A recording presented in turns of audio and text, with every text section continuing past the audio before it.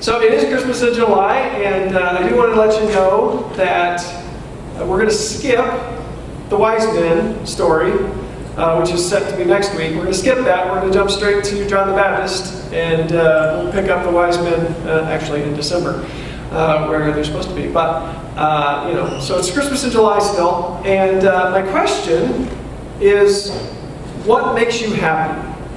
You got to talk back to me a little bit at the beginning here, but what makes you happy? What gives you joy? More specifically, what gives you joy? And let's just get this out of the way right now. Yes, the Sunday school answer is Jesus. And yes, that's the right answer. Jesus is where we're supposed to get our joy. We'll get there. But I want to know, other than Jesus, what is it that brings you joy? Family. Friends. Cheesecake. Cheesecake. She's not kidding. She goes there, I'd go with pizza. It's a worship experience when she eats cheesecake. She's not kidding. What else brings you joy? Good music. Good music? Absolutely. Watching kids have fun. Watching kids have fun?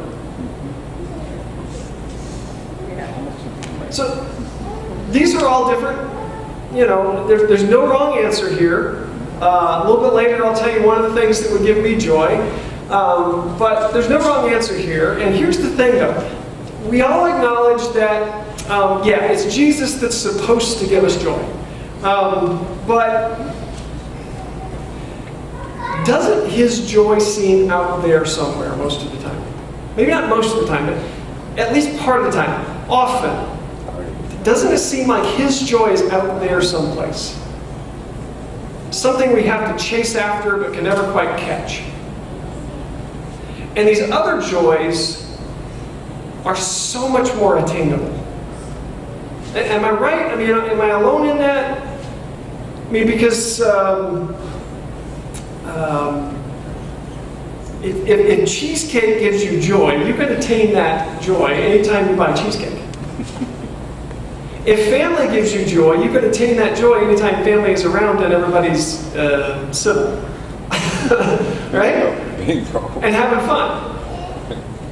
We had a lot of joy in my home on Friday night because we were all there and we were having fun. We've had some issues and are going to have to replace the car. And so we were talking about that. I don't remember how it came up, but I mentioned that. How did that come up? It was Michael and Deanna and we were talking, and I said something about how I'm tired of driving beige cars. I'm tired of driving boring family cars. I think it's the midlife crisis hitting. I'm about 50, and I want a sports car. And and my son said, "Well, how many dads do you know that actually drive sports cars?" And I said, "I know lots of dads that drive sports cars." And he said, "But are they really better dads than you?" And I said, "No, but when they drive, they're happier than I am." So that would bring me joy, to drive a sports car. That's attainable. I heard a comedian say that money can't buy happiness, but you can be unhappy in a whole lot of really cool places with money. So those are attainable joys. It's the joy that Jesus brings that we know we're supposed to have. That's the joy that's like, it's out there someplace, that we have to chase and we can rarely catch. And I was wishing that Rebecca would be here this morning, Becca would be here this morning, because I had a perfect example of this. Anybody ever heard of runner's high? What? Runner's high. Oh, yeah. You know what I mean? Like runners and bicyclists and people like that say that, you exercise or you do CrossFit or you do whatever it is and you get this kind of euphoric feeling. I don't. That's this joy that's out there that I just can't get. I was talking to my doctor the other day, and I told her, that I was eating better lately over the past several months, and I've actually lost weight, which is not a good thing for me. And I've lost weight, and I'm eating better, and I need to, eat good fats, and I've been exercising and stuff like that. And she said, "Well, do you feel better?" And I said, "No, I don't. I really don't. I don't know why I can't get that joy of that, runner's high. But it's just, It's just not there.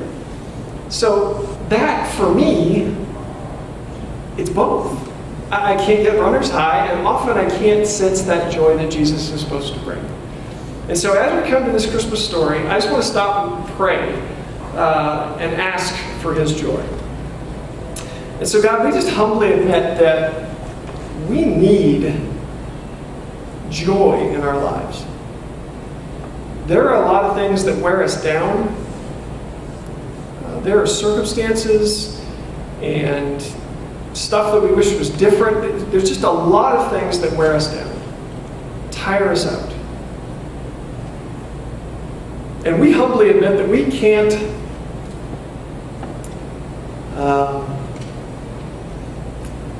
I humbly admit, maybe not we, I humbly admit that your joy seems out of reach often.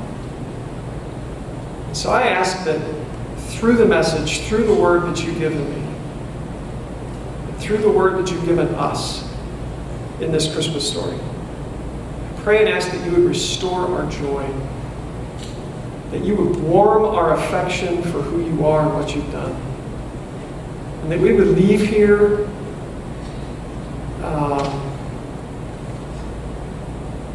loving you more, that we would leave here with at least a taste of the joy that you offer and the joy that you bring. And I pray the big prayer that for some of us, for all of us, that you would overwhelm us with the joy that you bring. I pray the big prayer that there would be something that would happen today that would so overtake our lives that, it would just mark us for a good long time. I pray that in Jesus' name. So last week we talked about how everybody knows the Christmas story, the elements of it at least. Everyone knows Mary on a donkey, maybe. Everybody knows about that poor innkeeper. We added a new character last week, the right angle, and we know about that now. But we said that everybody knows the Christmas story, but no one knows the Christmas story because at the core of the Christmas story, God becomes man. God becomes man, and that is deep and rich and inexhaustible enough to where you could just talk about that and think about that and worship that for all of eternity, which is what we will do. But God becoming man, we saw that in the phrase, holy thing born, holy one born.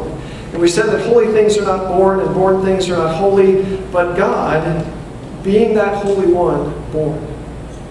But God decided, holy one, born. And so that level of humility and awe is going to serve us well as we dive into this announcement by the angels. My notes are not complete because the printer conked out on me. All right, Luke chapter 2. Good thing I know what I'm doing. Luke chapter 2 says this. And there were shepherds living out in the fields nearby, keeping watch over their flocks at night. An angel of the Lord appeared to them, and the glory of the Lord shone around them, and they were terrified. But the angel said to them, do not be afraid. I want you to know that's more than, because every time angels show up, they say, fear not. And every time angels show up, they say, fear not, because they're angels. Okay? They show up, they're glowing, they're doing whatever, they're powerful, they're mighty, they are from God, and so everybody freaks out, and they have to say, all right, just calm down, fear not. This time, it's that, but it's something else. This time, what's happening is that when he says fear not, he's about to say, the message I'm going to bring you has the power to quell your fears.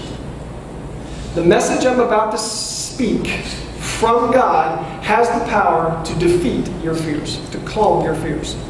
That's the fear not here. So he says, fear not. I bring you good news of great joy that will be for all people. Today in the town of David, a Savior has been born to you. He is Christ the Lord. This will be a sign to you. You will find a baby wrapped in strips of cloth and lying in a manger. And suddenly a great company of the heavenly host appeared with the angel, praising God and saying, glory to God in the highest, and on earth peace to men on whom his favor rests. So, He comes, he says, I bring good news of great joy for all the people.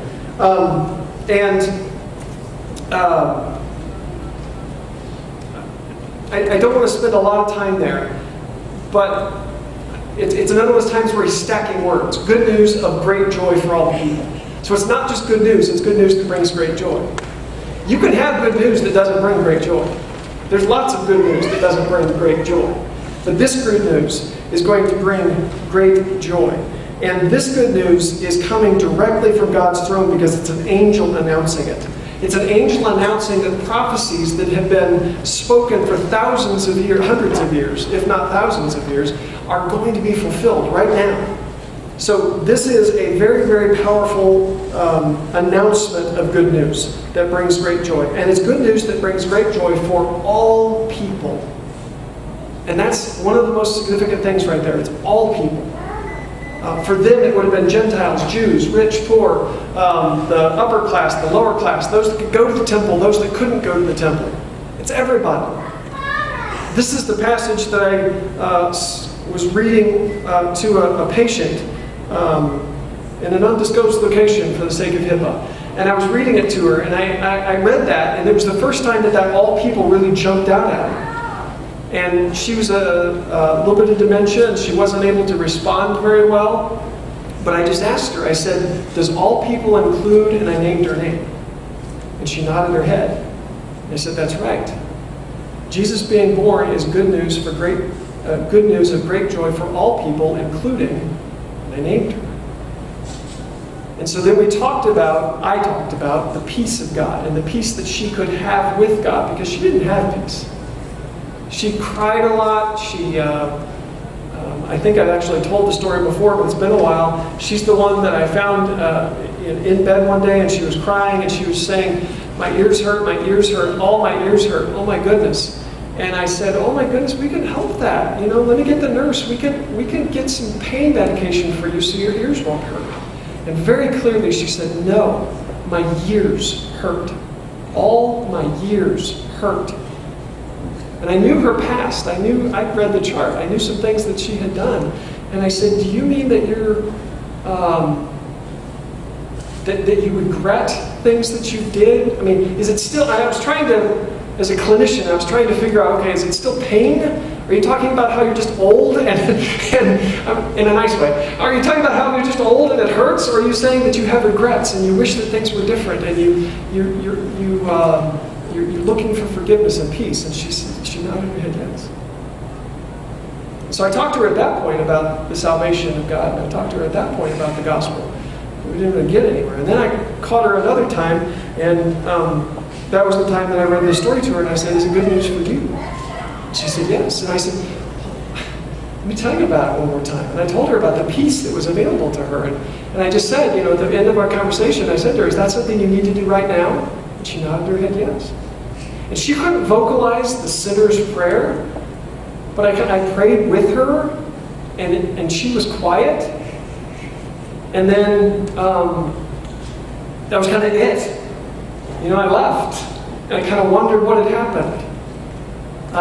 But then I learned from the staff that she stopped crying. She wasn't in bed crying all the time anymore. And she wasn't as combative with the cares that they have to provide for her anymore. She was at peace.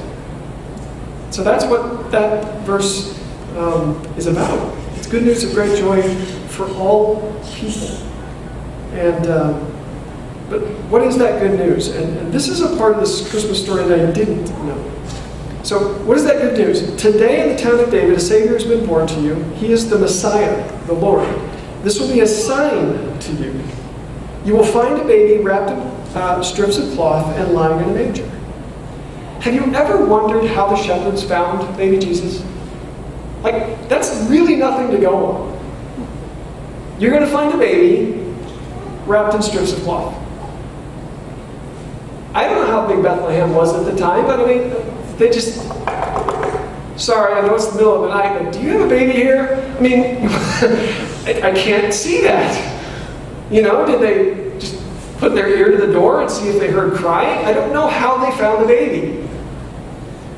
Until I heard this. We said everybody knows the Christmas story. This is part of the Christmas story I did not know. I don't know how. I've never heard it before, because it clears up a lot of things, and it's just really, really powerful stuff. This part of the Christmas story feeds that sense of awe and wonder that God became man. This is from a scholar named Edelstein in the mid-1800s. As best as I can figure, that's the origination of everything I'm about to tell you. Was this scholar named Edelstein. And he takes the Christmas story all the way back to Genesis. In Genesis 35, Jacob, you remember Jacob, right? Abraham, his son, Jacob. And Jacob marries Rachel, and Rachel died. And she was buried on the way to Ephrath. And even in parentheses in the Bible, it will say Bethlehem. So Rachel, Jacob's wife, and this is Jacob who's in the line of Jesus, okay? Jacob, Rachel's wife, dies on the way to Bethlehem. And Jacob set up a pillar at her grave. It is the pillar of, I don't remember what it's called, and it's blanked out. But then it says, Israel journeyed on and pitched his tent beyond the tower of Ader. So Rachel died on the way to Bethlehem. And while giving birth to a son, and she named that son Benoni. Now Benoni means son of sorrow. Does that sound familiar? Jesus was known as a man of sorrows. And when Simeon, who is waiting for the Messiah to be born, sees Jesus in the temple, he says this to Mary: "This child is destined to cause the falling and rising of many in Israel, and to be a sign that will be spoken against, so that the thoughts of many hearts will be revealed, and a sword will pierce your own soul too." So there's some foreshadowing going on here. Back to Genesis 35, Jacob changed the boy's name to Benjamin. Benjamin means son of the right hand. There's some foreshadowing there too, because son of the right hand, that's a very kingly image. And the right hand is the place of favor. Okay? But what is even more important is where Jacob went next. So they were on the road to Bethlehem, and he continued on, not far, to the Tower of Eder, or Ader. Migdal Eder. It sounds like some sort of prescription drug. But Migdal Eder is where he went.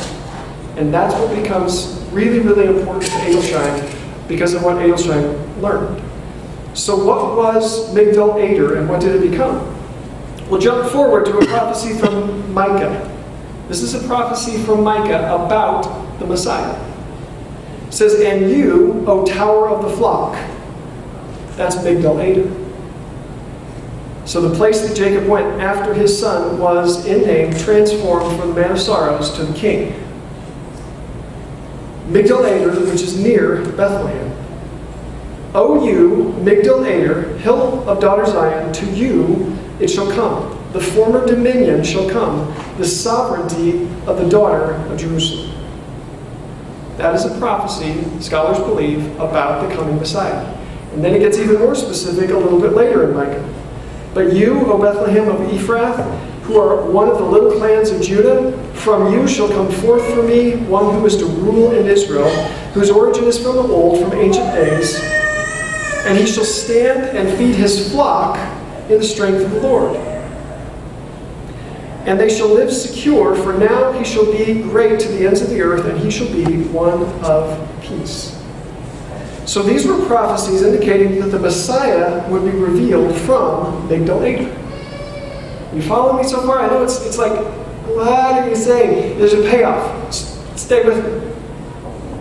You've got Jacob in the line of Jesus, on the way to Bethlehem. Rachel dies. He buries her there. Then he goes just a little bit further to a place that becomes known as Migdal Eder, which is the Tower of the Flock. Later on, Micah will prophesy that from the Tower of the Flock, the Messiah is going to come. And so, here's what happens next. Migdal Eder, just outside Bethlehem proper, but still within the area, became the place where very special sheep were kept. The sheep that were kept at Migdal Eder were the best of the best. So out of all the flocks in all of Israel, the best sheep were brought to Migdal Eder, under the care of specially trained, specially purified shepherds. And it was their job to determine which of those lambs and sheep were worthy to be Passover sacrifices. Because in order to be a Passover sacrifice, the lamb had to have no blemish, no spot, had to be perfect. All its life. So it could be perfect at birth and then break its leg and then, it's no good anymore. So specially trained and purified shepherds were entrusted with the care of these sheep, and they were to be the ones that chose the ones worthy to be sacrifices. Here's where Edelstein just blew my mind. The new lambs, according to some sources, the new lambs were wrapped in strips of cloth and laid in the manger. The manger were carved out divots in the floor of the Migdal Eder building. Now, it's a little bit of a stretch. I do, honestly, kind of have to leave the Bible here, as I've done before, and kind of come over here and say, it is not there, but historically, that's what the scholar is saying. And historically, it lines up with the prophecies of Micah. And historically, it lines up with a place that is very significant in the life of Jacob, who was in the line of Jesus. And historically, it means that when the angels say, here's the sign, shepherds, you'll find a baby wrapped in strips of cloth. They didn't have to go, that's like every baby. What are we going to do? I mean, what do we do? No, it's a sign to them. And so they heard strips of cloth. They thought Migdal Eder. They went to Migdal Eder and found a baby where the Passover lambs usually are, wrapped in strips of cloth. Furthermore, it's their job to determine whether or not that baby is, whether or not that lamb is good enough to be a sacrificial Passover lamb. And if it is, then they wrap it in the cloths. But when they arrive, it's already wrapped in the cloths. Which is why they worship. Not just because of the angels, it's because this is the fulfillment of all kinds of prophecies. This is the sign. This is the baby. Now, I really do. I have to stand over here, but it makes so much sense. I don't know why I've never heard it before. And so, part of what it means, by the way, is that these were no ordinary shepherds. And so they arrive and they see the final, ultimate, perfect Passover lamb. That's how they knew where to look. This is good news of great joy for all people. The final, perfect Passover lamb is here.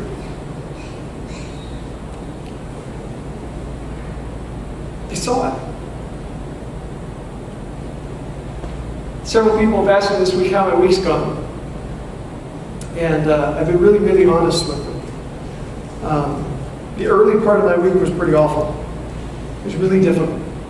And yeah, there were some irritations and some things that happened that would annoy anyone. But mostly it was my attitude. It just was.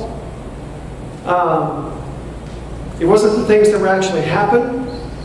It was my attitude about the things that were happening. I'm sure I'm the only person that's ever happened to me. But that was my week. And then toward the end of the week, Friday in fact, several really good things happened. And yeah, they were good things, but what they did was they restored my perspective. And that was the important thing. That was my whole day on Friday. Even though good things were happening, it was like God was saying to me, yes, good things are happening and now you're happy, but nothing's changed. Everything that you're believing about me right now, everything that you're enjoying about me right now was true at the beginning of the week too. But my perspective was returned. I returned to truth I already know, and that made all the difference in the world. So I want to return to the truth that we talked about at the very beginning. Joy is in Jesus. But how do you get to that joy? Again, am I alone? Doesn't it always seem out there? Doesn't it always seem like the runner's high for me? Like, I know it's out there, but I can't get there? The thing is, it's not out there. Because the Holy One is born. Good news of great joy for all people. The final, ultimate, perfect Passover lamb has been born. And God brought himself near. God brought himself near. We don't get to that joy. God brings that joy to us, and God brought that joy to us. It's not something we have to go in search of. If Adelsheim is right, the shepherds didn't have to search for it. The wise men didn't have to search for it. Simeon and Anna didn't sit in the temple wondering with each new baby that came through going, I wonder if that's the one, because God told them. They didn't have to hunt for it. The joy of Jesus is not something that we have to hunt for. It is something he has already brought near. And so we have to remember and rest and trust and lean back like I did on Friday and say, wait a minute. Yes, you're good to me today because good things are happening, but it's the same. I'm the same guy. I'm enjoying the same blessings on Monday and Tuesday as I am right now.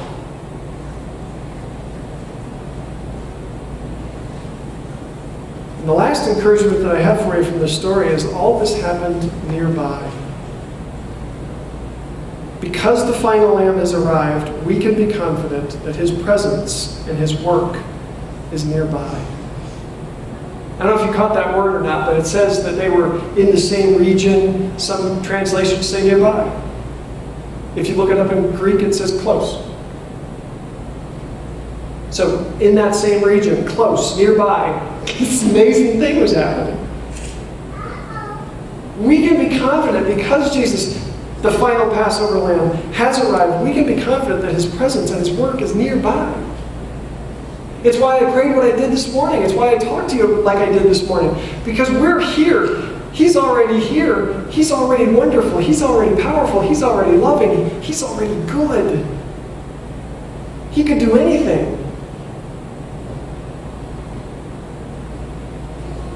I know he sometimes seems far away. I know you feel far away. This story is an announcement.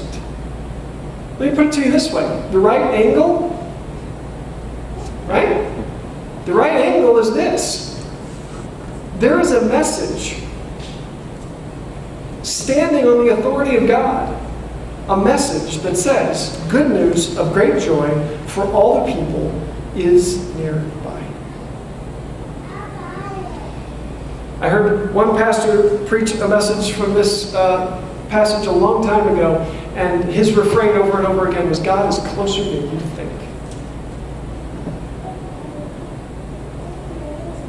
We can be confident of that. Because the final lamb has arrived, we can be confident that his presence and his work is nearby. Good news of great joy for all the people in the person of Jesus, the Holy One born. If you mix those words up a bit and do no harm to the text, you get the rest of the story. And here's the rest of the story. There are people nearby for which there is good news of great joy. When the angels had left them and gone into heaven, the shepherds said to one another, let's go to Bethlehem and see this thing that's happened, which the Lord has told us about. So they hurried off and found Mary and Joseph and the baby who was lying in the manger. And when they had seen him, they spread the word concerning what had been told them about this child. And all who heard it were amazed at what the shepherds said to them. Mary treasured up all these things in her heart and pondered them. The shepherds returned, glorifying and praising God for all the things they had heard and seen, which were just as they had been told. So the shepherds, though purified for this task of choosing the lambs, by the way, they couldn't go to the temple. Again, good news is the temple was brought to them. It's the incarnation all over again. There are people nearby for which there is good news of great joy.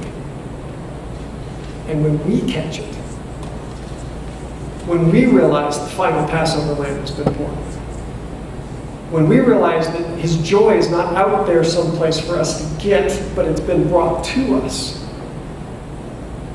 when we remember that all over again, that's when the rest of this happens. When they had seen him, they spread the word concerning him. So, Father God, I just ask that we could see you clearly. God, it's why it frustrates me when I don't feel like I speak well, when I don't feel like I preach well, because I want people to see you.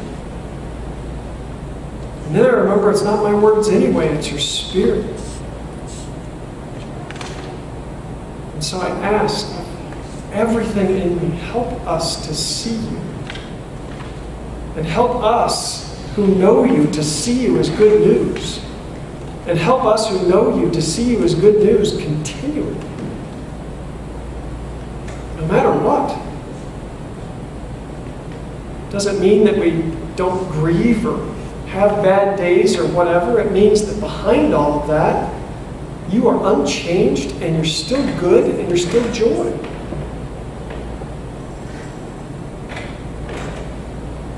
So it's not as though you run away from us. It's not even that we run away from you sometimes. It's just that we have to remember. We have to come back to these things that we already know. And so I ask, please, let us see you. Let us see you as good news. Let us see you as great joy. And let us see you for all the people, so that we can serve the people and love the people as you did, and see those people come to the good news as well. And we pray that and trust that and believe that's how you're going to grow this place and grow this people. In Jesus' name. Amen.